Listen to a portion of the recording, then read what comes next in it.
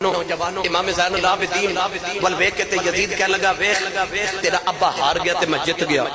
فرما کیویں کہنے لگا دسے لگا حال وچ میں تخت تے بیٹھا امام زین العابدین تے چپ رہے ادھروں اذان دی آواز آئی فرماتے نے اذان دین والے تینوں محمد دی قسم تے چپ کر جا او چپ کیتا تے یزید نو فرماتے نے اذان تے تیرے نانے دا نام کہ میرے نانے دا نام یزید کہنے لگا نانا تے تہاڈا ہی ہے آپ نے فرمایا پھر تو ہار گیا تے حسین جت گئی کہنے لگا کیویں فرمایا میرا ابو کو تیرے تخت نہیں لڑیا ہے اور ظالمہ تیرا تخت کل مٹ جانا ہے میرا بابا تے کسے پتھر نو ٹھوکر مارے تخت بنا دے فرماؤ تیرے تخت دا کی کرے جڑا محمد دے موڈیاں تے کھیڑدا ہوے تے آپ نے کہنے لگا اے تیرا ابا لڑیا کیوں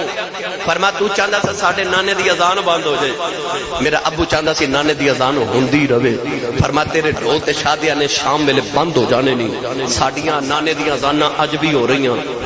کل بھی ہونیاں پرسوں بھی ہونیاں قیامت تک ہون گیاں جب تک مسجد مینار وچوں ساڈے نانے دی اذان دی آواز آندی رہے گی تو ہاریا ہی رہے گا تے حسین جتیا ہی رہے گا